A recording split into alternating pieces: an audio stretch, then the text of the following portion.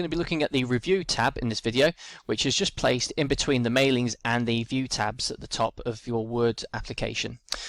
In the ribbon for the review tab, most of the options you aren't going to be needing to use in this syllabus. So from inside all the way down to protect, please ignore all those. The only two you really need to be aware of is the word count and the spelling and grammar, everyone. So the first one is the word count. So if I was to left click the word count, what it does is it scans the whole of your document and provides you how many words and characters with spaces and without spaces that are in your document. Very handy, particularly if yourselves are writing an assignment and you have to meet a specific word count criteria. So it's good to know that you're on track, or if you're needing to add a bit more or delete more texts just to meet what's expected of you there as well. Handy tool, instead of years and years ago having to count manually through all of them. Then we've also got the spelling and grammar just on the left hand side. If we left click the spelling and grammar, what it does, it comes up to the right hand side and it will scan your document for any spelling errors that the dictionary that's built into Microsoft Word has found. And what it does, it finds the error. So the first one here has been highlighted, NIMUM, and it gives you suggestions of what to change. So we notice that that is incorrect, so we can click change, and then it moves to the next one. So we've got thirds, reservations, marketings, and you'll notice goddesses and canopic jars, so it's got a capital letter there. And you'll see just here all around the tombs were found Usabi. That may be regarded as an incorrect word, everyone, or it may be regarded as a correct word as well. So what we would do is we could ignore that, and you'll also see there's also a word for a city that this street is on, so we could ignore that as well.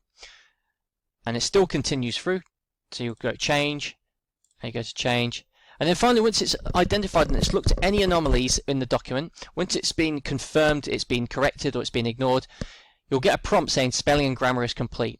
Please be aware that when you're doing this, if you're asked to do this in your test, make sure that you complete the steps. Don't go halfway through and then just come out and just decide, oh, I've done the spelling and grammar, that's it. The test will expect you to complete every error that's in the document, so don't lose points unnecessarily.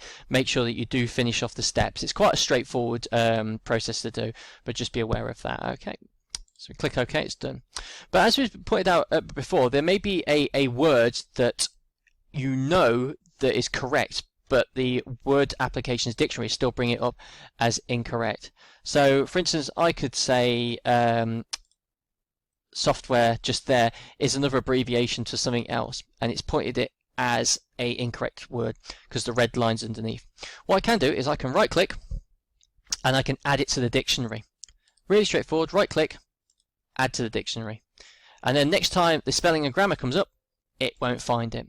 If I was to Control Z to undo it added to dictionary, and if I do spelling and grammar, you'll see it's highlighted it and it's asked me to ignore or necessarily make the change as well. So to add a word to a dictionary that's incorrect, you right click, add to dictionary as well.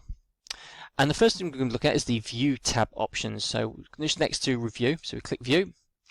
The first thing we'll have is we have the zoom option. So in terms of how we visually see the document on screen, we can change the zoom features, which is also available to you down here, but I want you to ignore that there. So if we were to click zoom just in here, click zoom, and it allows us to zoom to 200, 100, 75. However, in your test, it's very important to be aware that you may be asked for a specific percent of what the document needs to be zoomed to. And as I stated before, the reason why I want you to ignore the zoom option at the bottom right is because if it was to ask you to say a percentage in your test, let's say 83%, click 83, and it will zoom a bit out. In fact, it will put it to multiple screens if wished. But if we were to try to do it with this here, with the plus, it's very difficult to actually get. You'll be there for quite a while and you want to spend more time on other questions. All you need to do is go to zoom, and then we could change it to, let's say, 125, and there we are, everyone. That's the zoom feature, all available to us just there as well. We've also got the page layout option, which we've just clicked here, which allows us to position our text and our object more clearly as aligned with the images and any other objects we've got in the document as well.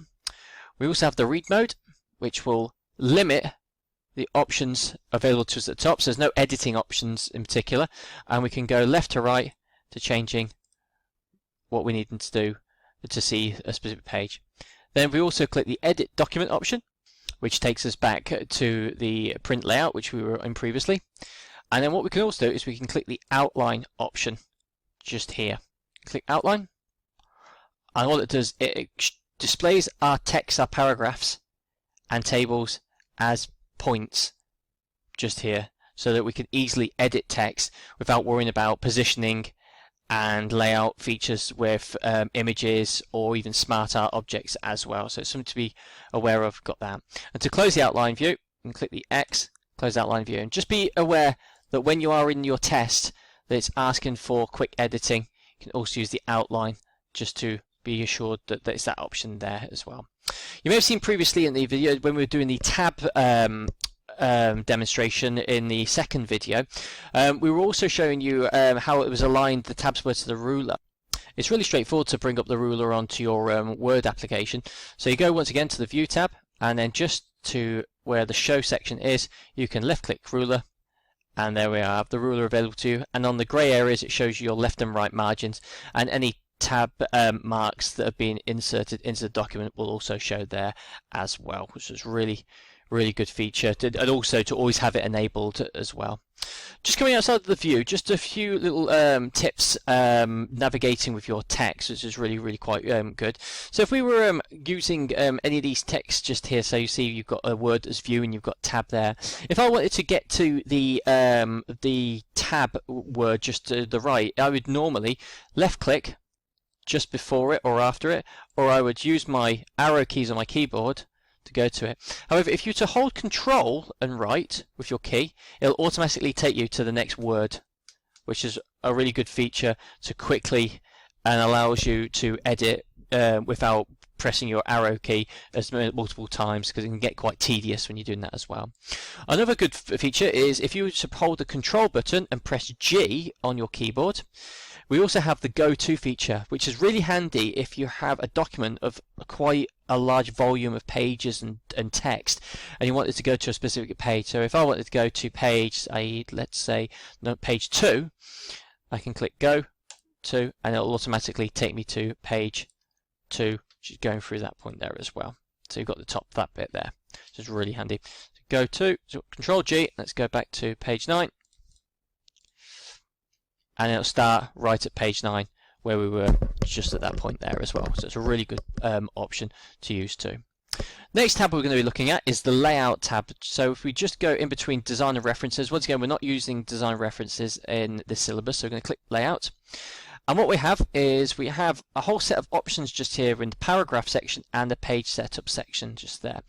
So you can click the margins. Now the margins will give us some custom margins that we can pre-select from, but we may be asking our test to only edit a left margin or a right margin or the top or the bottom margin. It may be different scenarios, but to whatever which one it is, you would click the custom margins, not the custom margins above, the custom margins right at the bottom just there. And that will allow me to change the left, right, top, down margins. So if you'll notice the left margin just here is around about 3 centimeters just there. Let's change it to 4 centimeters. And you'll notice, there we are, you'll notice the difference that has happened just there. So it's really goes and does it straight when you need to. Another easy one is orientation. So normally it's a portrait orientation with a document, but you can change it to a landscape. Really straightforward. Does layout, orientation, landscape, and it does that there for you. Another one that you will highly get in your test as well. You can also change the size, the paper size that you're using. So most printers will be A4 paper, but you may be expected or asked to do a document, a letter, or even a smaller piece of work that needs to be done. So you could even decrease the size of the paper to an A5, make it a bit more smaller. And we'll see that. And another good feature, which is columns, which really gives your document a bit more of a character with the text that's around it. So if you look at this paragraph just here, if we were to select the paragraph and we were to click columns, we could also change the columns to 2 just there. So even though we're typing away, it will go to the other side just there as well. Really handy feature that you can bring some character to a piece of text that may just be sitting there, but you might want to add a picture. You've got your columns there. But once again, just remember that to apply it, you must select the text there as well. Really important. Another interesting and really useful feature is the page breaks option. So for years and years previously, I was always, before I was given this knowledge, to create a new page on a document, I would always keep on pressing enter. Now if I was to show my marks here, you'll see when I press enter several times, it comes onto the next page. But what I don't want to do is keep on doing that, and I just want to immediately, after this paragraph, go on to a brand new page. So to do that, you can go to Layout, Breaks, Page Break. And then you aren't allowed to type in anything on that page after this, and then you'll go straight to the next page just there. Really handy. You can also do it by holding, you can place your cursor, the cursor where you want it, hold your control key and press enter, and it'll also do it there as well. Big one though that causes a lot of issue with a lot of individuals when they first see it, but they do get confident once they know correctly how to do it, is how to delete a page break. Very important to delete the page breaks is that you must have the show and hide on to see page breaks. I've seen a lot of people scattering around looking for it and they can't find it, and that's because the page break isn't on. So we enable the page break. We've got 2 here. Now I've got it just before, place my cursor, and I press the delete key. Place at the beginning, press the delete key, and that removes the page break for you, so it's not there. Really, really useful option in terms of managing and actually using a bit of common sense instead of pressing your enter key all the time just to get a new page. Also, we've got the hyphenation option, which is really useful. So if we've got a word that is not able to fill onto one line and you want to make sure that half of it is available on one part and then the next bit, we can apply automatic hyphenation. So keep an eye on this paragraph, just this area just here. And if we go back to layout, hyphenation, automatic, and you'll see the internal is now half of it, and it's also got a hyphenation just here, and it's got the rest on the next page, the next sentence underneath. If I was to remove hyphenation, it will make sure that the word is always intact. But if you do want it to go onto another page, you can apply it just by going to layout, hyphenation, and automatic just there. Really simple, and it also applies it to the whole document as well. So it's not just that paragraph, and you don't have to select a paragraph to do it as well. And then finally, printing area with Microsoft Word. This is the same location you would go for the other applications that you may be using later in the ECDL. So we're going to go to File, Print. And what it does with print is it will allow you to have the print preview on the right hand side of what the pages will look like. Previous versions of Microsoft Word would ask you to press the print preview button. What we've got now is the preview on the right hand side, which is really handy. We also have how many copies we want to be printed. That's the copies, how many copies of the whole document that you're selecting. If you wanted specific pages, you could select and type in the numbers you wanted. So if I just wanted 2, and I do a comma and then 4, it would only print 2 and 4. If it's blank, it would be all of them. This is where we also select our printer. So we've got several printers available for us. And finally, we've got the print button, which is just there as well. So once that's pressed print, it will send it to the printer queue, and when it's ready, it will print out for us as well.